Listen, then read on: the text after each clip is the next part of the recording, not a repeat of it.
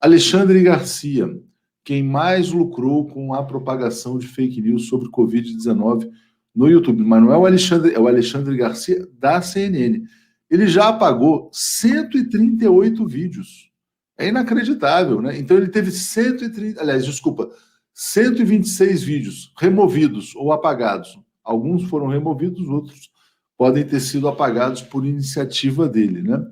E ele alegou nessa matéria do Globo, ou os youtubers aí que lucraram com essa disseminação de mentiras, que não foi intencional, que eles postaram vídeos porque eles achavam que podia fazer sentido o tratamento precoce. Mentira, né? Toda vez que eles postavam, a regra era o seguinte: se alguém defendesse a bandeira do genocídio, ele era automaticamente propagado pelo sistema de comunicação bolsonarista, que é poderosíssimo.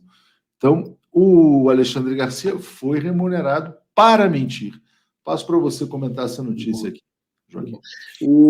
É isso. E o Alexandre Garcia, como eu disse, foi um dos que enalteceram esse prefeito, deu voz para ele, foi entrevistado, porque...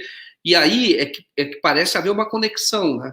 Isto é, vamos empoderar esse prefeito.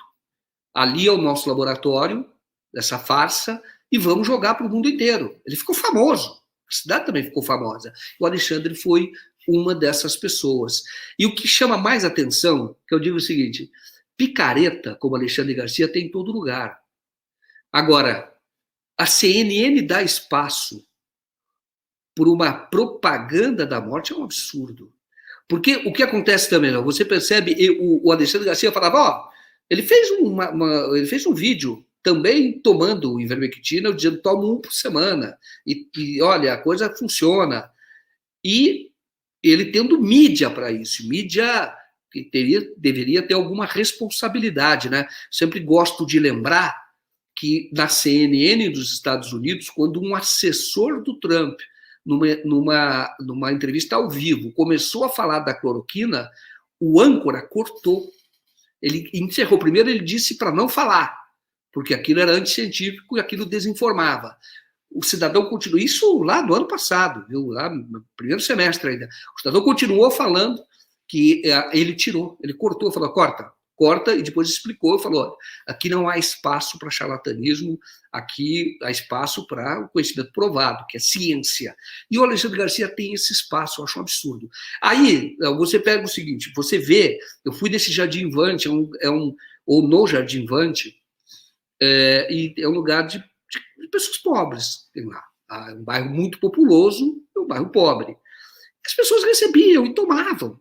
Teve uma senhora que deu até para a criança tem lá 10 anos, e ela mesmo comentou, inocentemente, ela falou que o marido dela morreu, tomou e morreu, tomou ivermectina, tomou o kit e morreu. E aí estava um neto, chama Juan, o menino estava brincando com outros na rua, ela chamou para perto, ela falou, mas esse remédio que deram, ela falou da inocência dela, chama Dona Maria. Ela falou, mas esse remédio que deram, a minha filha viu depois que era para piolho. Porque o meu neto, aí chamou o neto perto, o meu neto, ele teve piolho e aí o médico do posto de saúde receitou o mesmo remédio que nós tínhamos tomado, que ela também teve, só que ela não morreu, o marido morreu.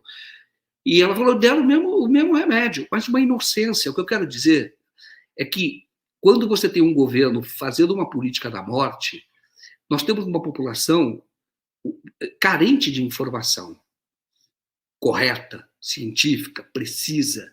E essas pessoas tomam qualquer coisa. Então, até outras pessoas falavam, olha, eu não sei se funcionava, mas era de graça, eu tomava. E isso fez com que o prefeito também tivesse ganhos eleitorais, uma espécie de compra de votos. Porque ninguém não vai, como eu disse, a letalidade é 2%. Então, muita gente vai achar que o prefeito salvou a vida deles. Todos. E o prefeito, que, como eu disse, respondia a uma CPI e tinha uma probabilidade baixa, reverteu, se elegeu com 92%. Importante lembrar, Joaquim, o que foi dito pela Natália Pasternak, né? A diferença entre lei de causa e efeito e correlação, né? Causa e efeito é uma coisa, né? Você toma água e alivia a sua sede. Correlação é completamente diferente, né? Eu tomei e não morri. Isso é uma correlação, isso não é causa e efeito, né? Sim. Então ela tem que explicar coisas óbvias, mas parece que bolsonaristas nem sempre querem aprender. Eu vou ler alguns comentários e vou atualizar também a informação sobre os canais que lucraram com a propagação de mentiras assassinas, né?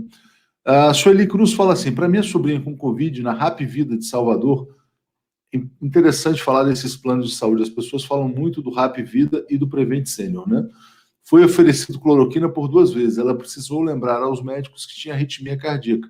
Um detalhe: na primeira vez nem tinha o diagnóstico ainda.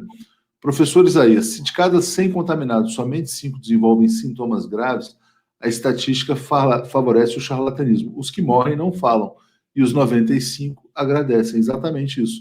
Euclides, isso deve ser apurado criminalmente depois. Será que os governos do PT vão se acomodar? Tem que ir para cima, está dizendo.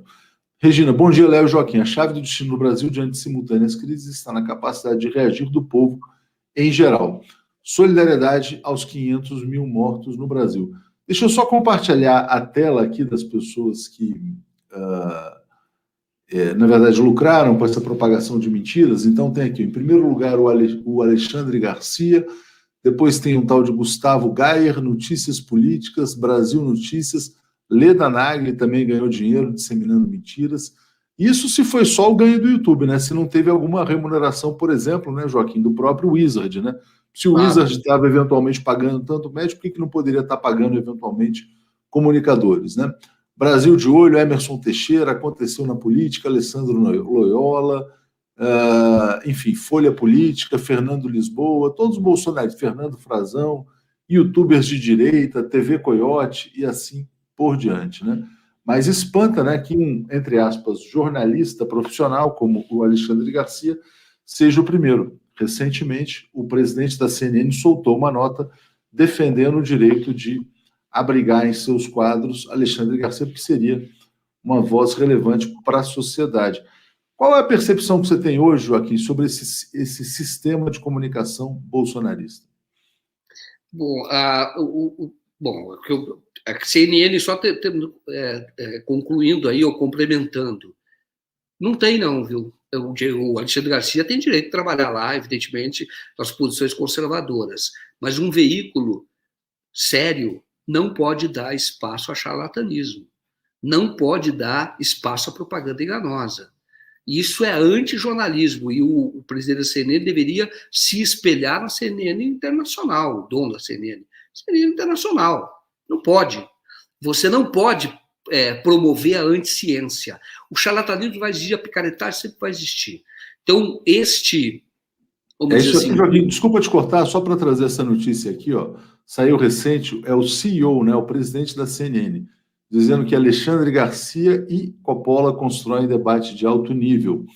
O nome dele... E deve estar uma... Eu imagino, quer dizer, olha... cadê? Deixa eu ver se... esse cara aqui, ó.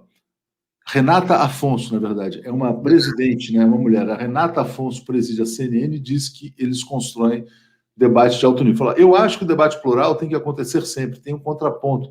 Essas pessoas representam uma fatia importante da população brasileira, né? Por sua vez, o outro lado também tem espaço. Eles estão tratando, assim, olha, terra redonda e terraplanismo como outro lado, né? Tipo assim, vamos ouvir o Flamengo e o Vasco. Não é assim.